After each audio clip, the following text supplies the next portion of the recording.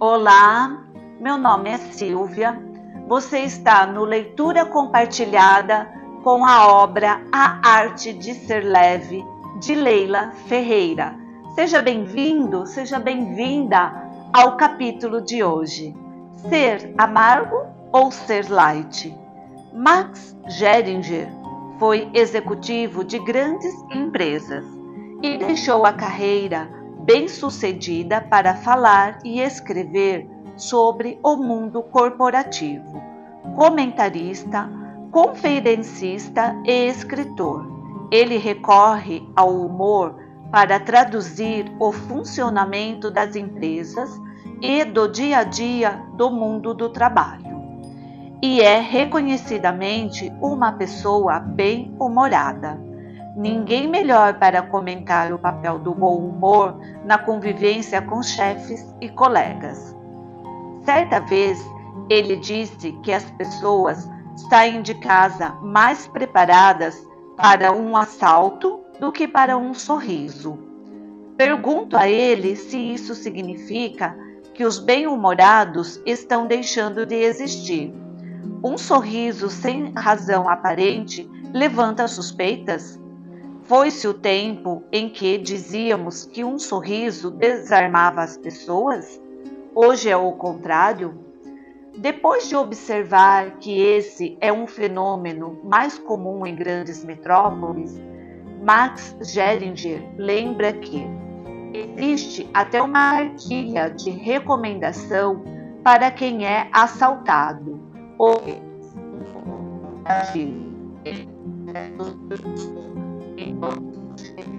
mas ele argumenta: se dois carros emparelharem num sinal e um dos motoristas abrir um sorriso, o outro não saberá imediatamente como proceder e ficará na dúvida entre ignorar, insultar ou sorrir de volta, sendo que a última hipótese é a menos provável. Mesmo assim, Max não acredita que o bom humor tenha se tornado um artigo em falta no mercado. Está sendo utilizado com mais parcimônia nas empresas, com extrema parcimônia, porque parece haver uma linha muito tênue que separa o funcionário bem-humorado do funcionário inconsequente. Max Geringer conta que recebe muitas mensagens de pessoas reclamando do mau humor alheio e alega que na prática é mais fácil criar um ambiente de trabalho carrancudo do que um light. Porque ofender requer menos esforço e menos massa cinzenta do que agradar ou elogiar. Como orientaria, então, os que sofrem com colegas mal-humorados? Minha sugestão é simplesmente desligar o neurônio da resposta agressiva e ligar o do agradecimento. Aquele que nos sussurra: obrigado, Senhor, por não ser como esse bronco, que vive na suprema amargura de ter que conviver com ele mesmo o dia inteiro. Max afirma que as empresas não dão a devida importância ao bom humor. Quando um candidato é entrevistado, responde a dezenas de perguntas padronizadas, mas nunca ouvi falar de um entrevistador que pedisse a um candidato: cite um exemplo de uma situação que você resolveu com bom humor. A maioria das perguntas segue em direção oposta. Como você se sente trabalhando sob pressão? Quantas pessoas você já dispensou? Há até uma regrinha recomendada ao candidato: sorria apenas se o entrevistador sorrir antes. Comento com Max que na época do regime militar havia um general em Brasília que, entre tantos, se destacava pelo mau humor inabalável. Na época, meu irmão repórter do Jornal do Estado de São Paulo, perguntou ao ajudante de ordens como o militar conseguia manter aquele mau humor constante. Afinal, não é fácil ser azedo 24 horas por dia. O ajudante, ele sim, bem-humorado, respondeu que o general tinha uma técnica infalível. Usava sapatos um número menor do que calçava. Em algumas empresas, digo a Max, a sensação é de que há muita gente usando sapatos apertados e chefes que estimulam a prática, não riem e não gostam de ver seus funcionários bem-humorados. Max concorda e conta que no início de sua carreira sofreu com sua incapacidade de levar a sério situações que considerava risíveis, mas não desistiu de seu jeito de ser. Engoli eventuais batráquios e fui levando numa boa. O mais divertido dessa história é que as coisas que eu dizia quando tinha 18 anos eram as mesmas que continuo dizendo e escrevendo até hoje. Mas conforme ia galgando o organograma, as opiniões mudavam de tom. Como office boy era considerado um entrave, como presidente da empresa um exemplo. E sem nunca mudar o discurso. Olhando em retrospecto, diverti-me muito. Quando tinha 25 anos, fui eliminado de um processo de seleção no momento em que o entrevistador perguntou como eu me via dali a 5 anos. Respondi, me vejo com 30 anos.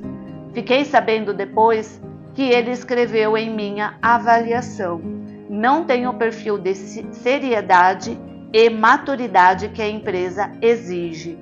É por esses momentos deliciosos que ser bem-humorado vale a pena. Senso de humor. A capacidade de se divertir em situações que nem sempre são divertidas é um traço dos que têm senso de humor. Aquelas pessoas que conseguem perceber o lado cômico, tragicômico ou absurdo da realidade. Não é que não levem nada a sério, levam somente o que merece ser levado, que no final das contas é muito pouca coisa.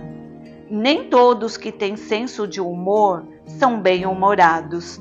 Podem chegar a ser ranzinzas, mas a capacidade de ver a vida com o filtro do humor é um redutor de peso. Tanto a vida fica mais leve, como eles próprios pesam menos para quem está ao lado. Tem quem comente sobre a própria depressão com impagável senso de humor. Há pessoas que riem e nos fazem rir contando seus fracassos amorosos e que conseguem fazer da realidade algo mais palatável. O humor salva, diz Denise Fraga. A gente devia ter aula de humor de tão importante que é. Durante nossa conversa em São Paulo, que começou pela gentileza, a atriz contou que tem um lado melancólico, mas disse que para ela o humor é quase uma filosofia de vida. Com uma ressalva: as pessoas acham que o humor significa dar risada. Não, humor é você olhar as coisas de longe, de fora, e perceber como somos ridículos. Passamos do humor para o bom humor. Tem quem não facilita a vida, né? Quem é capaz de pagar para viver de forma ruim? Comenta. Pergunto, como costuma reagir quando precisa conviver com uma pessoa mal-humorada? Torço para ela arranjar um super trabalho na Itália, por exemplo. Não desejo mal, Só quero que vá para bem longe. Longe é um lugar que não existe para um grupo de manicures que observam ao longo de uma tarde de trabalho. Funcionárias de um salão que vive cheio, elas se encontram, cara a cara, bem de pertinho. Como diz uma delas, pelo menos com uma pessoa mal-humorada por dia. A gente lida com muita TPM, brinca com uma integrante do grupo, que assim como as outras, não quis se identificar. Ninguém merece tanto mau humor. Pelo menos uma vez por semana saio daqui e vou dançar para desintoxicar. Outra diz que desconta no marido. Dependendo do que enfrento aqui, chego em casa, implico com meu marido que é um santo, tomo um Lexotan e vou dormir. Uma colega considerada a mais calma e bem-humorada do grupo, pega seu celular e mostra a foto do namorado, um negro musculoso e sem camisa, e diz: "Olha aqui meu Lexotan, adoro um negão. Perto dele esqueço tudo que enfrento aqui." Depois que as colegas se afastam, ela conta um pouco de sua história. E o que não falta nessa história é sofrimento. Pergunto como e com quem aprendeu a ser tão leve, tão bem-humorada. Sozinha, responde em voz baixa. As meninas falam que vivo jogando água na fogueira, apaziguando, quando uma de nós tem problema com o cliente. Digo sempre que é para evitar fadiga. Ficar mal-humorada com as mal-humoradas piora o desgaste. Evitar fadiga é o que faz todos os dias Viviane Pacheco, que trabalha numa lanchonete de estrada no município de Luz, Minas Gerais. Um lugar onde sempre paro para comer biscoito frito e me impressiono com o bom humor dessa jovem de 21 anos. Ela brinca com todos que passam por ali.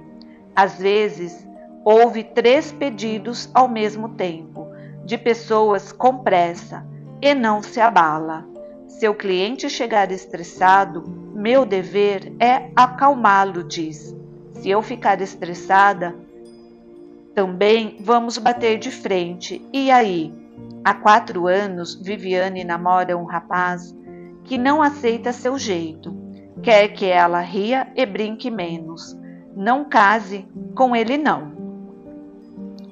Digo sem pensar. Viviane ri com gosto, como sempre faz, e sai para atender mais um cliente estressado.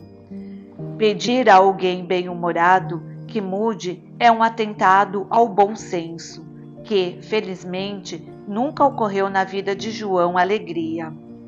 Gerente de programação e jornalista do canal Futura.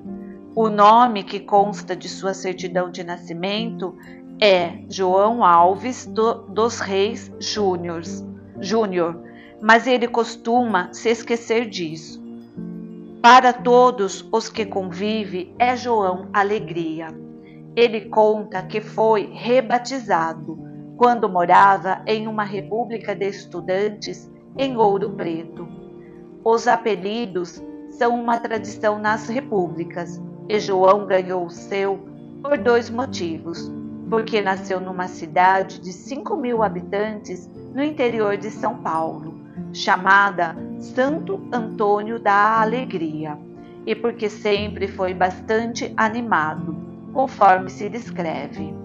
O fato é que, graças a esse temperamento leve, o apelido dos tempos de estudante virou seu nome e hoje é sobrenome, registrado em cartório de seus 2 filhos.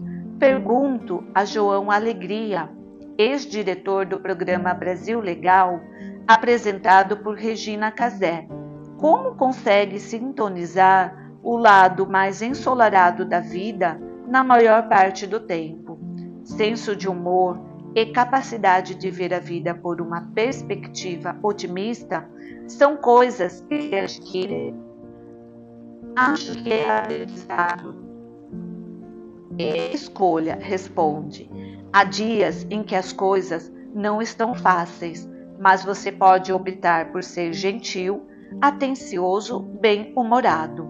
É um aprendizado que passa por uma modelagem ou uma plástica de personalidade.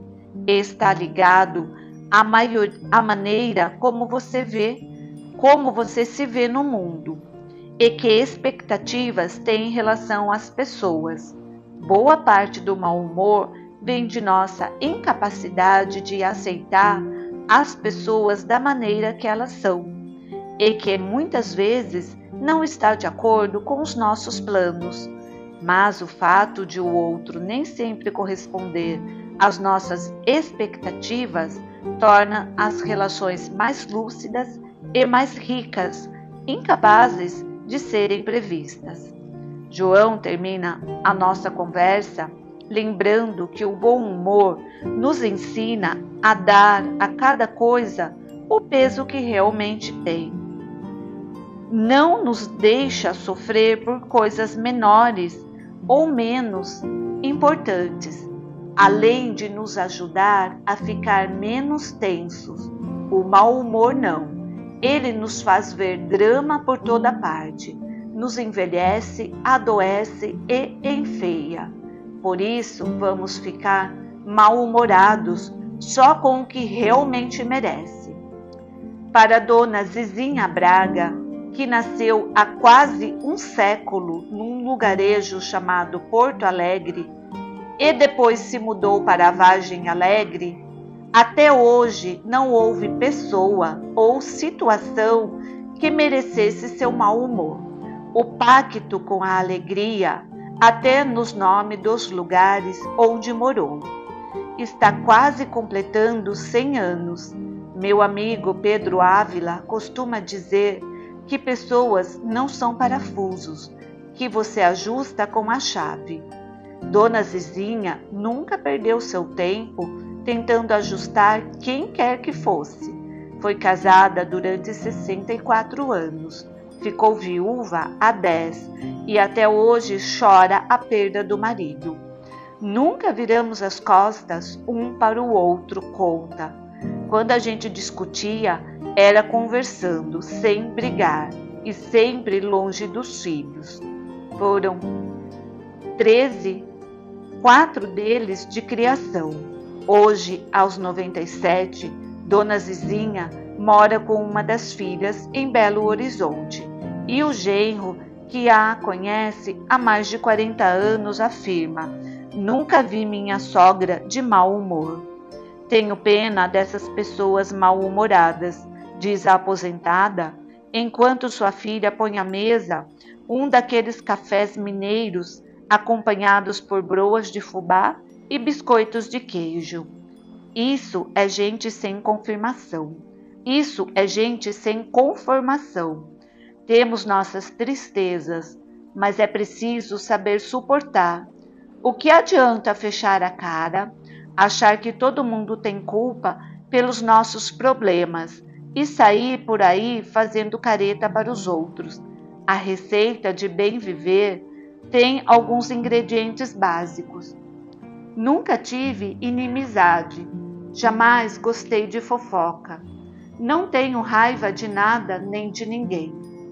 Gostar, ela gosta mesmo, é de ler, plantar árvores, conversar, fazer crochê, bordar e torcer pelo cruzeiro. E sua memória é prodigiosa, declama estrofes de poemas e canta canções que aprendeu no curso primário, ou seja, há 90 anos. Faço uma última pergunta: como encara a morte? Atrás de tanta leveza, há o medo de morrer? Dona Zizinha toma um gole de café, põe a xícara calmamente na mesa e responde: penso na morte sim, e converso com Deus. Ele pode me levar a hora que quiser, mas emenda afobada: agora, Pedir para morrer, não peço não. E dar risada de quem ainda quer viver muito e bem como sempre faz.